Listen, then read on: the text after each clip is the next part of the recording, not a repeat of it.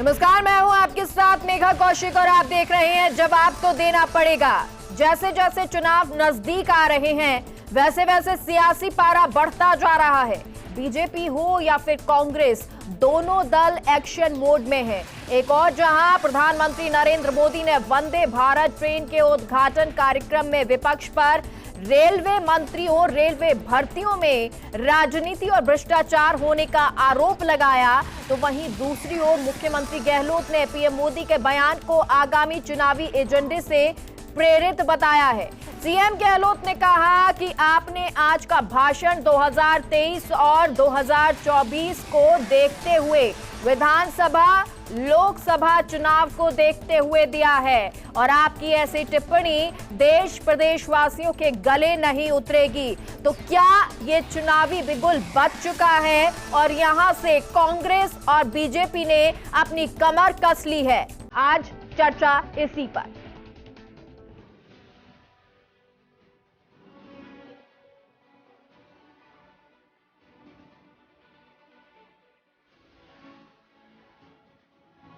Railway के आधुनिकीकरण पर हमेशा राजनीतिक स्वार्थ हावी रहा।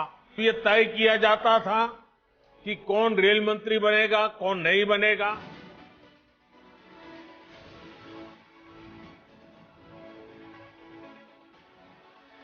रेलवे की भर्तियों में राजनीति होती थी, बड़े पैमाने पर भ्रष्टाचार होता।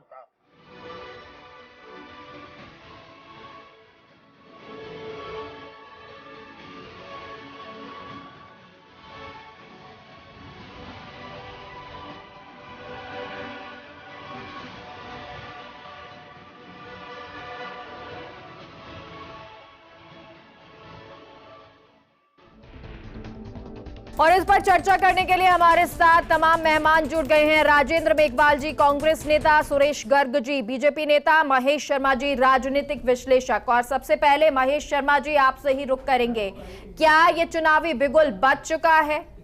जी, इसमें कोई दो राय नहीं रही है। अब जिस तरह के जो चल रहे हैं, चाहे कांग्रेस हो या भाजपा हो, जिस तरह की तैयारियां चल रही हैं, निश्चित रूप से चुनावी मोड में कांग्रेस भी है और बीजेपी भी है और अन्य दल भी है। खासकर जैसे विपक्ष को एक करने के लिए आपने जो जिस तरह से राहुल गांधी से और कांग्रेस खड़गे से जो नीतीश कुमार वगैरह ये जो मिले हैं, तो कहीं न कहीं वो विपक्ष भी 2024 का ध्यान में रखते हुए वो एक होने की कोशिश कर रहा है। वहीं राजस्थान और में कांग्रेस और भाजपा की जो आ रहा है सामने, उसकी भी तैयारी चल रही है। एक दूसरे के शक्ति प्रदर्शन हो रहे हैं, कहीं अनशन के माध्यम से अपने वर्चस्व को बताने की कोशिश हो रही है, तो कहीं निशाने भी साधने शुरू हो गए हैं। जैसे जी, मैं गहलोत और वसुंधरा राजे पे जिस तरह से मतलब क्या कहते हैं मिली भगत के आरोप लगाए जा रहे हैं और भ्रष्टाचार से मुद्दे बनाए जा रहे हैं, तो ये सारी चीज़ें हैं, पूरी तैयारी है। और सबसे बड़ी बात तो यह है कि सभी राजनीतिक दल जो मौजूदा भी हैं, गुटबाजी में बाहर भी आ रहे हैं और गुटबाजी के रूप में अपनी शक्ति और जैसे जैसे अब 2023 का विधानसभा चुनाव आएगा और स्थिति क्लियर होती जाएगी। सुरेश गर्ग जी, जब प्रधानमंत्री मोदी इस तरह बात करते हैं, क्या ये माने कि प्रदेश बीजेपी में मुख्यमंत्री अशोक गहलोत से टक्कर लेने वाला कोई व्यक्ति नहीं है?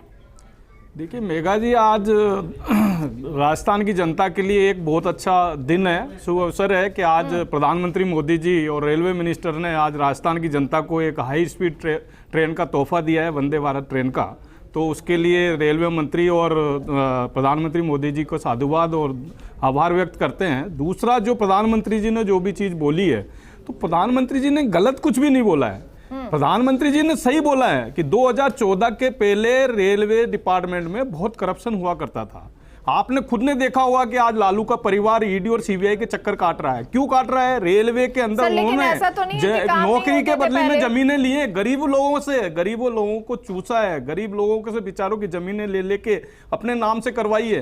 तो उन चीजों को बताया है कि आज ये बताइए 2014 के बाद में रेलवे के अंदर किस तरह से चेंजेज आए हैं। आप ये कह रहे हैं कि रेलवे में इससे पहले काम ही नहीं होते थे? हाँ, मैं मेगा जी आगे नहीं बढ़ रही थी? देखिए, निश्चित रूप से 2014 के पहले वहां पे जो भी रेलवे मिनिस्टर बनता था वो एक राजनीतिकरण के हिसाब से बनता था, लेकिन 2014 के बाद में आपने खुद ने भी महसूस किया होगा कि रेलवे में कितना विकास हुआ है। आपने सुविधाएं बढ़ी। रेल मंत्री थे जिनके टाइम में घाटे में नहीं गई, ये एक अलग मुद्दा है। वो अलग मुद्दा है, लेकिन हम उस मुद्दे पे नहीं जाते। मेरा प्रश्न ये था कि क्या मुख्यमंत्री अशोक गहलोत इतनी बड़ी चुनौती है कि प्रदेश बीजेपी के लिए वो बहुत ज्यादा चुनौती रखते हैं, या उनके बस का नहीं है अब मुख्यमंत्री अशोक गहलोत से पार पाना? भारतीय जनता पार्टी के लिए कोई भी व्यक्ति चुनौती नहीं है। भारतीय जनता पार्टी का संगठन बहुत बड़ा मजबूत है,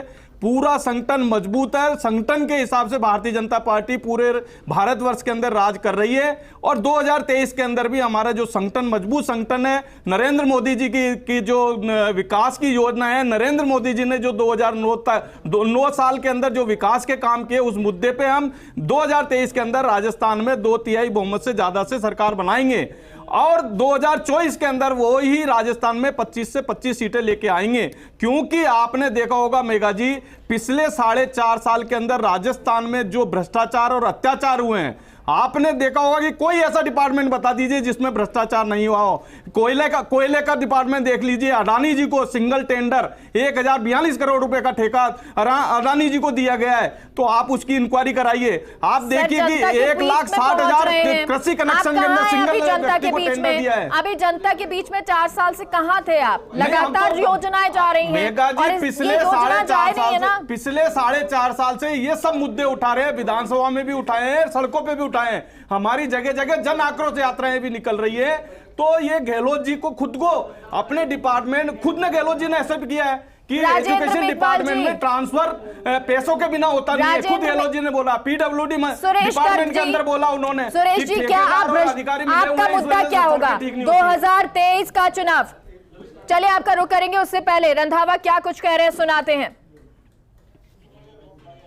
ठीक है, एक बार फिर से रुके करेंगे, लेकिन चर्चा का रुख जारी रखते हैं। सुरेश जी, आपसे ये जानना चाहेंगे 2023 का चुनाव, विधानसभा चुनाव, किस मुद्दे पर लड़ा जाएगा? बीजेपी किस मुद्दे पर लड़ रही है? बीजेपी यहाँ पे जो 4.5 साल के अंदर जो अत्याचार और भ्रष्टाचार हुआ है उस मुद्दे पे, और मोदी जी ने जो पिछले 9 साल के अंदर विकास किया है, और वसुंधरा जी की सरकार ने पिछले साल जो राजस्थान 2 नंबर पे था वो 26वें नंबर पे आ गया है, उन सब मुद्दों पे हम यहाँ पे लड़ेंगे। और भारतीय जनता पार्टी मतलब जो इनके खुद के मंत्री बोल रहे हैं कि साहब फॉर्च्यूनर लायक तक भी हम एमएलए जीत के नहीं आएंगे, और वो स्थिति हम इनकी कांग्रेस की करके लाएंगे। राजेंद्र जी जवाब दीजिए। देखिए मेगा जी, जहाँ तक प्रधानमंत्री जी की बात है तो निश्चित रूप से प्रधानमंत्री जी ने न केवल हमारे जो पूर्व रेल मंत्री थे जितने, उसमें चाहे पूर्व प्रधानमंत्री लाल बहादुर शास्त्री जी हों या हमारे अभी जो राष्ट्रीय अध्यक्ष है मल्लिकार्जुन जी खड़गे, उन तमाम जो रेलवे मंत्री थे, करीबन 16 रेलवे मंत्री हुए, उनका पूरी तरीके से अपमान किया। उनमें से बहुत सारे लोग तो इस संसार में नहीं है, लेकिन उनकी उपलब्धियां उन्होंने नजरअंदाज की। तो प्रधानमंत्री को उन लोगों के अपमान करने के लिए माफी मांगनी चाहिए। मैं फिर बताना चाहता हूं कि इस देश के अंदर मतलब रेल बजट, हमारे आम बजट के साथ में रेल बजट पेश किया जाता था, लेकिन इस प्रधानमंत्री जी ने आने के बाद में रेल बजट समाप्त कर दिया। रेलवे के अंदर आज की तारीख में करीबन 3,52,962 पद रिक्त हैं। सुनिए, और मैं बता दूं, भारतीय रेलवे जो कि इतना बड़ा रेलवे है कि ऑस्ट्रेलिया की जितनी आबादी है उतनी तो लोग डेली यात्रा करते हैं। आज रेलवे को बनाने में अंग्रेजों के टाइम में जो रेल शुरू हुई, कांग्रेस के टाइम में उसका बहुमुखी विकास हुआ।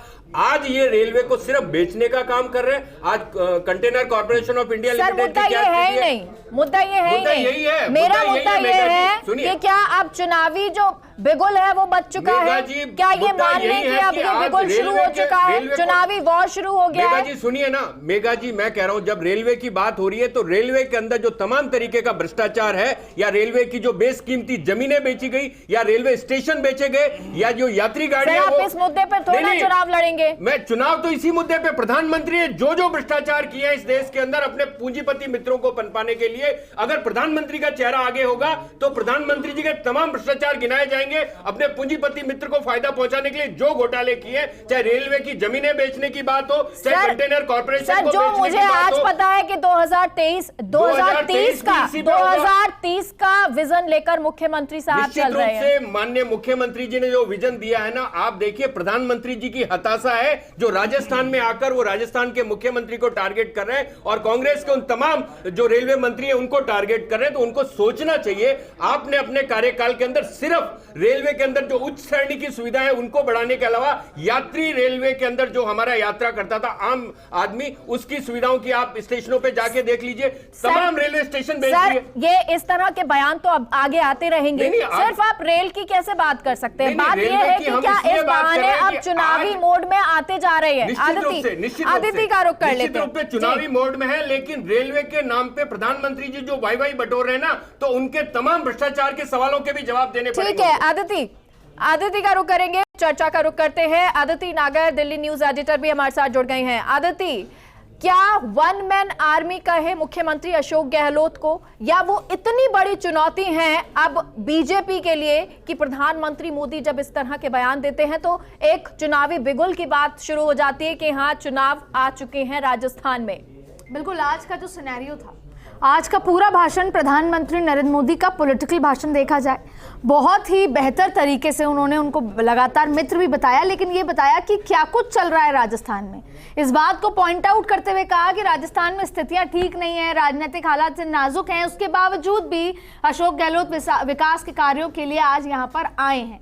तो यानी आज के इस पूरे तरीके से पॉलिटिकल भाषण में उन्होंने ये भी कह दिया कि पहले तो क्या होता था, रेल मंत्रालय उसको दिया जाता था जिसको जातीय समीकरण या अलग तरीके से किसी मंत्री को प्लेस कर रहा हो, लेकिन इस बार रेल मंत्री राजस्थान से है और राजस्थान में जाहिर तौर पे भाजपा की सरकार नहीं है। ऐसे में हमने विकास को तरजीह दी है, हमने इस बार पॉलिटिक्स नहीं की और फिर उसका पलटवार मुख्यमंत्री अशोक गहलोत की तरफ से भी आया। सीधी बात है कि जनता के बीच में एक बार फिर बताया जा रहा है कि ये कांग्रेस सरकार जो 4 साल से आपस में लड़ती रही, आज भी स्थितियां ठीक नहीं है। विकास का कार्य कैसे होगा, आगे नहीं बढ़ पाएगा क्योंकि वो आपसी असमंजस की स्थिति में। और आप देखिए आगे आने वाले टाइम में 15 तारीख को अमित शाह जो है भरतपुर आ रहे हैं, दौसा नागौर की बैठक लेंगे, वहां भी अगर कोई बयान जारी होता है और तब से लेकर आगे चुनाव तक जो भी बयान जारी होंगे उसमें इस बात का उल्लेख बार बार किया जाएगा कि राजनीतिक हालात से नाजुक है और ऐसे में आप जनता की या विकास की कैसे बात करेंगे। इसीलिए आप देखें कि कांग्रेस ने इस बार ब्लेड बनाई, लेकिन स्ट्रैटेजी ये बनाई है कि हम ऐसा कोई भी कदम नहीं उठाएंगे जिससे बीजेपी को फायदा मिले। यही वजह है कि इस बार दिल्ली से एआईसीसी से पहली बार पिछले 4 साल में प्रो तरीके से स्टेटमेंट तो आ रहे हैं, लेकिन देखिए कल रंधावा जी का कैंसिल इसलिए कराया गया कि वो आएंगे और कोई ना कोई बयान ऐसा ना निकल जाए,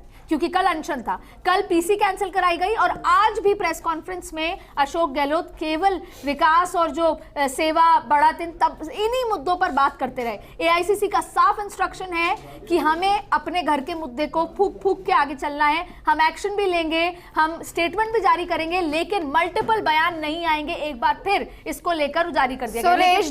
सुरेश जी, क्योंकि बीजेपी हमेशा जब लगातार कैंपेन करती है तो अपने मुद्दों को लेकर बातचीत करती है कि हमने यहाँ विकास किया, इस तरह से कार्य कर रहे हैं, नेशनल मुद्दे हो, राष्ट्र का मुद्दा हो या फिर धर्म का मुद्दा हो, वो तमाम मुद्दे। क्या इस बार कांग्रेस भी अगर विकास पर आती है, बीजेपी के लिए तो बहुत बड़ी चुनौती है ये? मेघा जी, विकास आप ये बताइए कि राजस्थान में विकास कहाँ हुआ है? पिछले 4.5 साल के अंदर भ्रष्टाचार के अलावा कुछ हुआ वो तो बता दीजिए, बता दो कौन सी योजना है? केवल घोषणाएं योजनाएं जनता के लिए आ गई। मेघा जी, मैं एक घोषणाओं की बता देता हूँ। 2018 के चुनाव में इन्होंने कहा था कि संपूर्ण किसानों को कर्जा माफ कर देंगे। क्या मेघा जी मुझे बता दीजिए, संपूर्ण किसानों का कर्जा माफ हो गया है क्या राजस्थान के अंदर? अभी भी किसान बेचारे उस आस में बैठे हुए हैं। 18,867 किसानों की जमीन कुर्की हो चुकी है, करीबन 200 से ज्यादा किसानों ने आत्महत्या कर ली। इन्होंने कहा कि बेरोजगारों को, संपूर्ण बेरोजगारों को बेरोजगारी भत्ता दे देंगे। क्या संपूर्ण बेरोजगारों को बेरोजगारी भत्ता दे दिया क्या? इन्होंने कहा दिन में बिजली दे देंगे, क्या दिन में बिजली दे दी क्या? इन्होंने कहा कि पेट्रोल डीजल राजस्थान में सबसे सस्ता करेंगे। प्रदेश बीजेपी कहाँ है? जन आक्रोश यात्रा आप हाँ, निकाल रहे जन थे, आक्रोश वो नहीं यात्रा में हम निकली। उठा रहे हैं ये उसमें मुद्दे। क्या निकला सर? मेघा कहाँ जी है ये सब मुद्दे हम उठा रहे जनता के हैं, बीच जनता पहुंच को कहाँ ये रहे हैं आप? चीज यही तो हम जनता के पास हम जा रहे हैं ना। आप जो विकास की बात कर सर, रहे हैं, अगर मैं जा रहे विकास होते बता तो रहा हूँ ना कि प्रधानमंत्री राजस्थान में मोदी, कौन सा अमित विकास हुआ है। शाह, वो नहीं आ रहे होते। आप मेघा जी रोजाना देख लीजिए, आए दिन अफसर ट्रेप हो रहा नहीं हो रहा, इसके बाद में उसके ऊपर कानूनी कार्रवाई करने के लिए परमिशन क्यों नहीं देते मुख्यमंत्री जी? क्यों नहीं देते? रीट का कितना बड़ा घोटाला हुआ, सीबीआई इंक्वायरी के लिए क्यों नहीं देते? ये आप बताइए कि जितनी भी एग्जाम हुई है सब में घोटाले हुए हैं, कौन जिम्मेदार है? मुख्यमंत्री जिम्मेदार है। खुद के इनके मंत्री खुद कहते हैं कि हर डिपार्टमेंट में भ्रष्टाचार है। भरत सिंह जी बताते हैं कि खान मंत्रालय के अंदर कितना भ्रष्टाचार है। दिव्या मदेना जी आपके चिरंजीवी योजना के उस पे जोधपुर में धरने पे बैठी है। तो आप बताइए कि कौन सा डिपार्टमेंट में? तो प्रधानमंत्री मोदी के चेहरे पर क्यों लड़ते हैं? आप क्यों कह रहे हैं कि प्रधानमंत्री मोदी के चेहरे पर लड़ेंगे? अगर आपको चुनौती नहीं लगती है तो आप कोई चेहरा मत बोलिए, प्रधानमंत्री मोदी के चेहरे पर लड़ रहे हैं ना। भारतीय जनता पार्टी का कमल का फूल नरेंद्र मोदी जी ने जो पूरे हिंदुस्तान में विकास किया है, सबका साथ, सबका विकास, सबका विश्वास के धारणा पे हम भारतीय जनता पार्टी यहाँ पे चुनाव जीत के आए। राजेंद्र जी, चाहे योजनाएं हो, 2030 का विजन हो, और चाहे फिर वो महंगाई से राहत की बात हो, राजस्थान को ये नीचे गर्त में बिठा देंगे। आप 2030 तो छोड़िए, ये जो 6 महीने हैं उसके अंदर भी लड़ा जाता है कर देंगे। तो अभी बहुत कुछ कई माइनर अपने घर में ही एकजुट होना बाकी है। राजेंद्र जी देखिए मेघा जी, जहां तक राजस्थान के चुनाव की बात है या पूरे देश के अंदर राजस्थान मॉडल के परिदृश्य की बात है, तो निश्चित रूप से आज आप प्रधानमंत्री के भाषण को अगर देखें, गौर से देखें,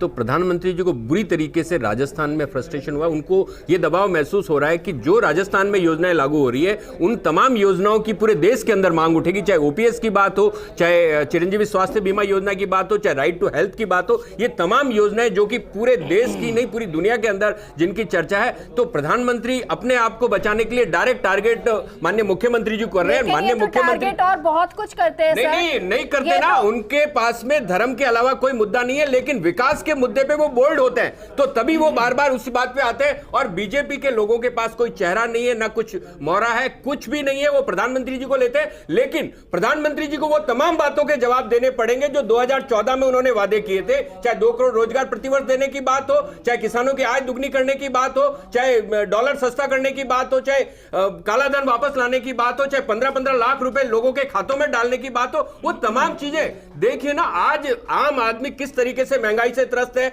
बेरोजगारी की कितनी बड़ी समस्या है, भ्रष्टाचार, मतलब पीएसयूज को बेचा जा रहा है। मैं आज देख रहा हूं कि राजस्थान के अंदर 3 बड़ी रेल परियोजनाओं की मांग थी, चाहे रतलाम से डूंगरपुर वाली रेल परियोजना हो, चाहे हमारा मेमू कोच फैक्ट्री हो, जिसकी जमीनें तक आवंटित कर दी थी। राजस्थान सरकार ने अपना अंशदान भी दे दिया था। उसके अलावा ड्राई पोर्ट हो हमारा जैसलमेर से लेके कांडला तक का, वो पोर्ट नहीं हुआ। आज राजस्थान के 25 सांसद हैं। मुझे एक बात बता दीजिए, 25 सांसद क्या प्रधानमंत्री की चरण वंदना करने के लिए लगाए? राजस्थान के मुद्दों की बात नहीं करते। प्रधानमंत्री आके इस तरह की चुटकियां लेते हैं कि इनके यहाँ पे ये चल रहा है। अरे प्रधानमंत्री जी, देश को संभालो ना। ठीक है महेश, आपसे देश संभलता नहीं है, आप दूसरों में चिटागर्दी करते हैं। देश तो संभल रहा साहब। ठीक है महेश जी, आपसे सवाल है, क्योंकि अब इस बार जो योजनाएं आ रही हैं, जो विजन लेके चल रहे हैं मुख्यमंत्री गहलोत, इस बार बीजेपी के लिए बहुत मुश्किल टास्क है ये, और दूसरे राज्यों जैसा नहीं है बीजेपी के लिए। जी बिल्कुल सही है। जिस तरह की घोषणाएं की है और जिस तरह से उसका इम्प्लीमेंटेशन शुरुआत भी हो गई है, वो किया जा रहा है। कोशिश ये होनी चाहिए और कोशिश कर रहे हैं, जो मतलब मुख्यमंत्री अपनी तरफ से राजस्थान के विकास के लिए खूब कर रहे हैं। लेकिन अगर ये छोटे छोटे से अगर गुटबाजी जिस तरह से उभर के किसी भी रूप में आती हो, चाहे वो अनशन के रूप में आए, चाहे और किसी दूसरे रूप में आए, अगर ये निरंतर बनी रही तो राजस्थान में कांग्रेस के को मतलब क्षति पहुंच सकती है। इसको समय रहते अगर गुटबाजी समाप्त नहीं किया तो ये न केवल पार्टी का मौजूदा हाईकमान बल्कि राजस्थान में फिर से सरकार बनाने में थोड़ी में मुसीबत आएगी। ठीक है आदिति, 2 सवाल आपसे हैं। पहला ये कि क्या जिस तरह की योजनाएं आ रही हैं उसके बाद मुख्यमंत्री अशोक गहलोत आला कमान, चाहे वो देश में हो, लेकिन प्रदेश में कमान मुख्यमंत्री अशोक गहलोत के पास होगी? और दूसरा ये, क्योंकि बीजेपी अगर प्रधानमंत्री मोदी आ रहे हैं, अमित शाह आ रहे हैं, तो क्या अब राष्ट्रीय नेता बीजेपी के जो मुख्यमंत्री अशोक गहलोत हैं उनसे लड़ेंगे या फिर वो वॉर होगी? कर्नाटक में मोदी, अमित शाह, जेपी नड्डा वर्सेस डीके शिव कुमार, सिद्धारमैया है। और राहुल गए हैं, भले ही जाएंगे, जो भी होगा, लेकिन स्टेट लीडरशिप कांग्रेस वर्सेस आलाकमान दिल्ली बीजेपी। राजस्थान में भी देखिए, ये जो बयान आना कि दिल्ली राजस्थान को पंजाब नहीं बनने देंगे, ये पूरा माइंडसेट क्लियर करता है कि दूध का छला वो क्या कहते हैं, दूध का जला छाछ भी फूक फूक के पीता है। इस बार एक तो सरकार आनी मजबूरी भी है और इसे बोलते हैं कि आपकी अस्तित्व की लड़ाई भी है कांग्रेस के लिए, इसलिए इस बार खिलवाड़ राजस्थान से नहीं करेंगे। दूसरी बड़ी बात है, और यही वजह है कि अभी पिछले 2 दिन से घटनाक्रम में आलाकमान एक्टिव नजर आ रहा है। दूसरी बड़ी बात है मेघा कि क्योंकि पंजाब नहीं बनने देंगे तो ये साफ संकेत है कि इस बार अशोक गहलोत को फ्री हैंड दिया जाएगा। उसकी वजह यह है कि अशोक गहलोत ने बार बार अपने आप को प्रूव किया है आलाकमान के सामने, चाहे माफी मांग के किया हो, चाहे योजनाओं के माध्यम से किया हो, चाहे एकदम एंटी इनकम्बेंसी जैसी स्थिति तो नहीं थी पर एंटी इनकम्बेंसी वापस से पॉजिटिव उस पर किया हो। तो इस बार आलाकमान ने सोच लिया है कि हम इस बार खिलवाड़ नहीं करेंगे, जो 6 महीने पहले उन्होंने नहीं सोचा था। क्यों? क्योंकि हिमाचल में सरकार आई, कर्नाटक में भी ओपीएस का इम्पैक्ट है, बीजेपी अभी पूरी तरीके से मेजॉरिटी में नहीं आ रही, और राजस्थान आना मजबूरी है क्योंकि उनके पास अशोक गहलोत ही टावरिंग नेता बचे हैं। तो ऐसे में अशोक गहलोत के पास वो जो जिसे बोलते हैं जातिगत। पर एक और बात इंपॉर्टेंट है कि 9 साल के नरेंद्र मोदी की योजनाएं वर्सेस अशोक गहलोत की योजनाएं, और नरेंद्र मोदी भी योजनाओं पे ही चल रहे हैं, अशोक गहलोत भी योजनाओं पे ही चल रहे हैं। इन्हीं योजनाओं की वजह से जमीन पर फर्क भी आया राजस्थान में, लेकिन अंततः चुनाव सांप्रदायिक हो जाएगा, तब किसकी जीत होगी, ये एक बहुत बड़ी बात है। वहां पर अशोक गहलोत के जाति समीकरण वाले टैक्टिक्स काम आएंगे या मंडल कमंडल वाली राजनीति जो बीजेपी करती है कि सारे मंडलों को कमंडल में डालेगी और सांप्रदायिक कर देगी, वो काम आएगा, ये बात अलग है। लेकिन आज विकास पर, योजनाओं पर नरेंद्र मोदी भी लड़ रहे हैं और अशोक गहलोत भी, और अशोक गहलोत की योजनाओं से काफी फर्क आया और इस बार आलाकमान साथ नजर आ रहा है। तो यहां पर भी नरेंद्र मोदी, अमित शाह वर्सेस अशोक गहलोत होने वाला है इस चुनाव में भी, यानी state leadership versus Delhi BJP की वो वाली लीडरशिप। क्योंकि वसुंधरा राजे के लिए ये तो साफ हो गया है कि चेहरा घोषित नहीं किया जाएगा।